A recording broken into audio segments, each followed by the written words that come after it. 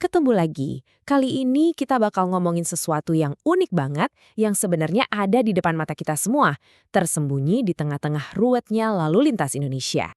Kayaknya siapapun yang pernah tinggal di Indonesia pasti ngerti banget kan rasanya. Macet itu udah kayak sinetron, yang episodenya nggak pernah ada tamatnya. Selalu ada aja dramanya setiap hari. Tapi pernah kepikiran gak sih? Jangan-jangan di balik semua sumpak dan berisiknya jalanan itu ada sebuah cerita positif yang sering kita lewatin gitu aja. Sebuah kisah tentang kreativitas yang luar biasa.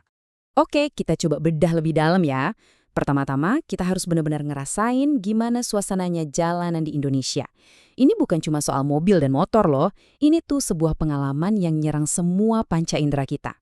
Coba bayangin deh, ada aroma khas macet yang campur aduk ya kan?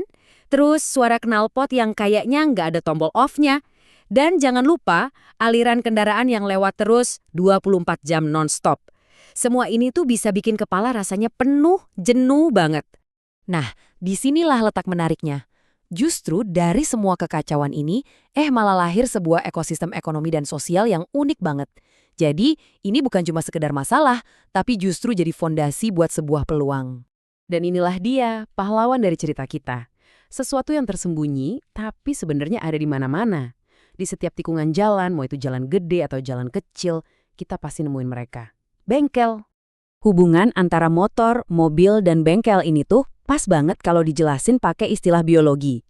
Simbiosis mutualisme. Udah kayak hukum alam, di mana dua pihak saling butuh dan saling nguntungin. Coba lihat deh, di satu sisi kebutuhan orang buat bepergian itu kan nggak ada matinya, 24 jam nonstop. Nah, di sisi lain, tumbuh juga industri jasa yang selalu siap sedia ngebantuin. Makin banyak kendaraan ya, otomatis makin banyak bengkel yang nongol. Mereka tumbuh bareng-bareng. Oke, kita geser sedikit ya.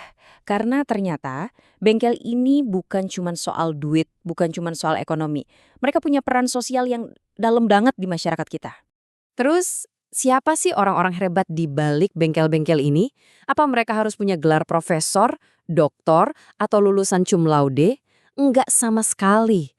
Kenyataannya, kebanyakan dari mereka itu orang-orang yang belajar sendiri, otodidak, bahkan banyak yang nggak mengenyam pendidikan formal. Tapi keterampilannya jangan ditanya. Dan disinilah keajaiban sosialnya itu terjadi. Bengkel itu jadi semacam tempat di mana semua batasan sosial itu kayak luntur gitu aja. Orang dari berbagai latar belakang, mau adatnya apa, sukunya apa, agamanya apa, warna kulitnya apa, semua ngumpul jadi satu, ngobrol bareng. Kutipan ini benar-benar nangkep suasananya. Bengkel itu jadi tempat di mana orang bisa saling curhat, berbagi keluh kesah, dan dari situ tumbuh rasa persaudaraan yang tulus. Ini adalah hal positif yang sering banget kita lupain.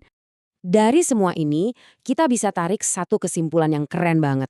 Fenomena Negeri 1001 Bengkel ini bukan pemandangan biasa. Ini tuh udah jadi bagian dari identitas nasional Indonesia yang sangat unik. Coba deh, pikirin lagi.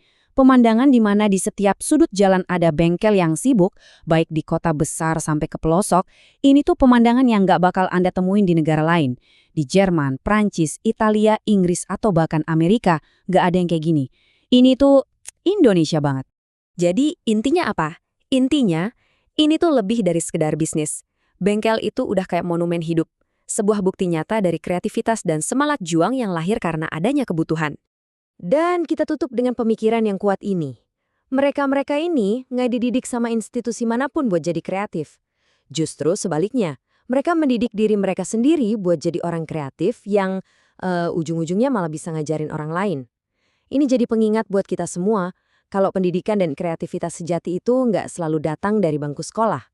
Terkadang, ia lahir dari kemauan buat bertahan hidup yang akhirnya malah bisa menginspirasi kita semua. Sebuah pertanyaan untuk kita renungkan.